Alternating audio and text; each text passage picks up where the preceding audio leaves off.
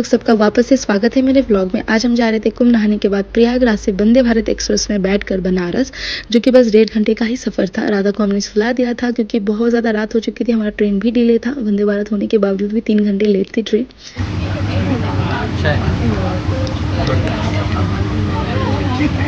रात में हम 3 से 4 बजे बनारस पहुंचे थे और काफ़ी थक गए थे, बिल्कुल भी सोने का टाइम नहीं मिला। तो बस हमने आधे घंटा का नैप लिया और जल्दी से तैयार व्यार होकर हम निकल गए थे काशी विश्वनाथ के लिए, जो कि 3 ही किलोमीटर था हमारे होटल रूम से। सो वहाँ पे पहुँचते ही राधा को हमने तिलक लगवा दिया, हम सब ने तिलक लगाया। और वहाँ पे हमने पहुँच के देखा कि काफ़ी भीड़ है, क्योंकि जो कुंभ नहा रहे थे वो प्रयागराज से काशी विश्वनाथ भी आ रहे थे, क्योंकि 2 से 3 घंटे का ही सफ़र है। और स्वाभाविक है, लोग का आस्था इतना है, उमंग इतना है कि वो चाहते हैं कि हम एक ज्योतिर्लिंग तो कंप्लीट कर ही ले, दर्शन कर ही ले। और काफ़ी भीड़ था जैसे कि आप देख सकते हो। लेकिन कुछ आगे बढ़ने पे मुझे सुगम दर्शन का एक लाइन दिख गया, जो कि सिर्फ 1 घंटे में हमारा दर्शन हो गया। मैंने वहाँ पे टिकट्स करवाए 350 रुपीज़ में। अंदर में कैमरा या फ़ोन ले जाना बिल्कुल अलाउड नहीं है, तो मैंने अंदर का क्लिप्स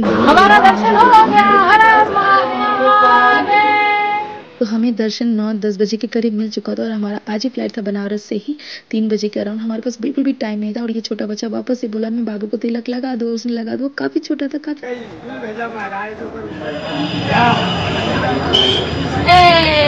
बहुत प्यारे हो आप। 3 दिनों से हम ट्रैवल ही कर रहे हैं और बहुत ज़्यादा एक्सर्शन हो चुका, जिसके कारण बहुत थक गए थे। लेकिन बाय गॉड ग्रेस हमें दर्शन मिल गया भगवान जी का बहुत जल्दी। उसके बाद हमने मंदिर से निकल के ना वहाँ का फेमस कचौरियाँ खाई सब्जी के साथ, जो कि बहुत टेस्टी था। फिर हमने मल्लइयो खाया, जो कि बहुत क्लाउडी था, मुँह में जाते ही पिघल रहा था। एक्सप्लोर था, मुझे बहुत कुछ करना था। बनारस घूमने के लिए ना सच में आपको प्रॉपर टाइम लेके आना पड़ेगा। लेकिन सिंस हमारा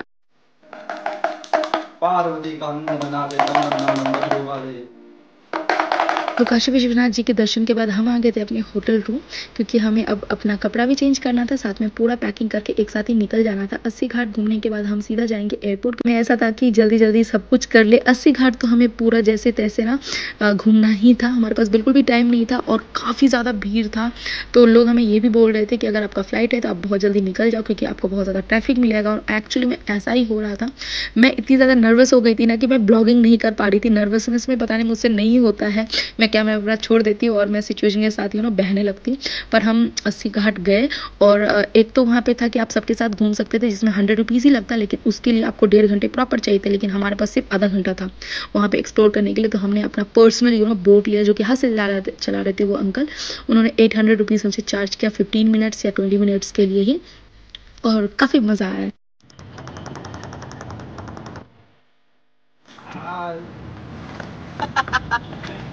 देख रहे हो अभी?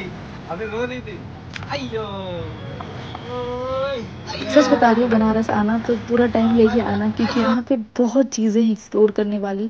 एक्सप्लोर से ज़्यादा कहूँगी कि वहाँ पे इतनी ज़्यादा गहराइयाँ हैं ना, चीज़ों को समझने के लिए वक्त देना पड़ेगा।